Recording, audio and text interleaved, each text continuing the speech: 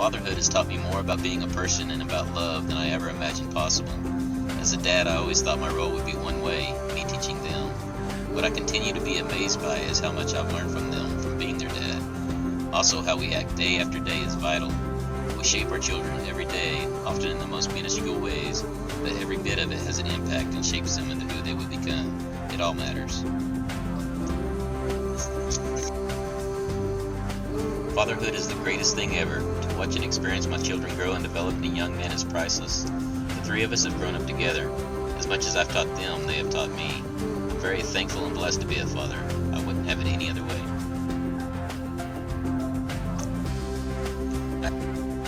I have learned, and now firmly believe from my years as a father of 7, that every child deserves and needs someone to love them unconditionally, to delight in them, to encourage them, to laugh and cry with them, to tickle them and be tickled, to stick up for them, to fight for them when needed, to accept them for who they are, where they are at, to help move them forward from that place, to seek to understand them. As parents, we must be willing to fight through our own baggage in order to do all of these things.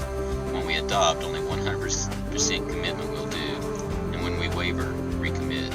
You cannot simply stick your toe in the water and try it, and see if it works out. It won't. You must be all in.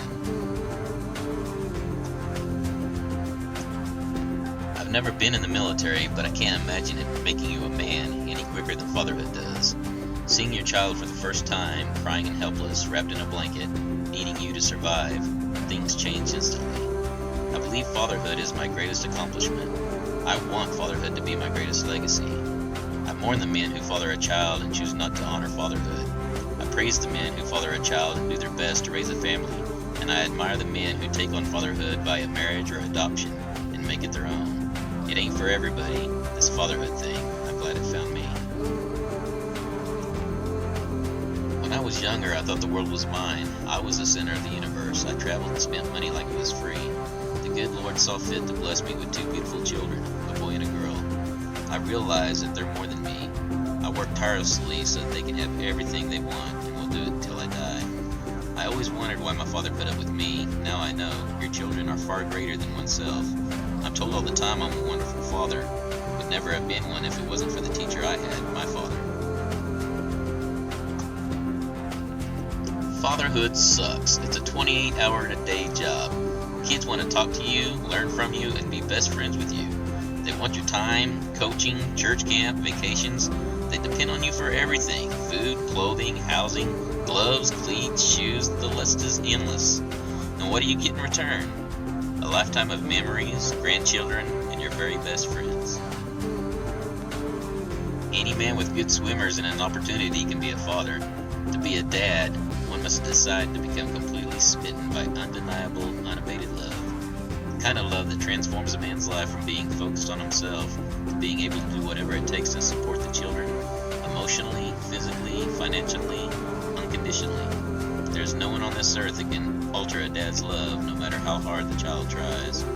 All a dad wants is for his children to be happy and be a good person.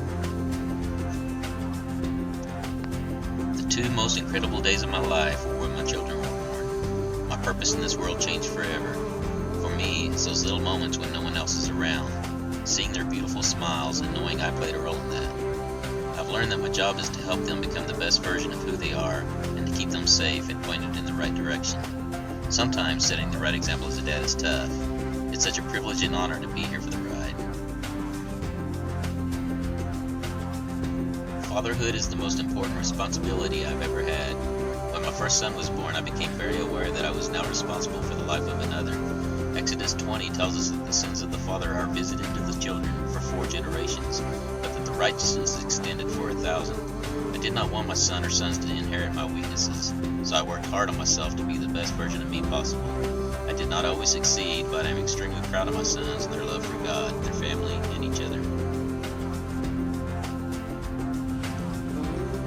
Fatherhood, the greatest responsibility one can have in life. Fatherhood is like living in a glass house with your children, constantly watching to make sure your actions live up to your words. Fatherhood has been a moral compass for me. As a father, I'm certainly not always perfect, but looking into the eyes of my children makes me want to be the best father I can be. Your children's eyes don't lie. Your actions as a father don't lie. It's It's been a joy to watch them grow, and as they get older, we all keep each other accountable for what we have to say we want to be. I love being a dad. Fatherhood is a no-take-backs relationship. I'm 80 and I'm still a father to my children, and a grandfather to my grandchildren. The first thing you have to know is commitment. First things first. You have responsibilities other than yourself. That's what you signed up for. Time for beers with the boys only when all your responsibilities are taken care of. So maybe when I'm 90, I'll get to do that again. But you know what happens? You come to find the greatest joy in your life, your children and your family. Watching them grow up and be amazing adults and parents, you never really stop worrying. But you kind of figure if they've made it this far, it's all going to work out. My children and my family have always been my why, my deepest love.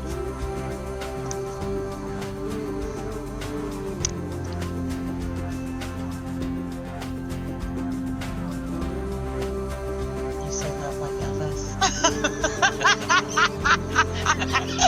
Love.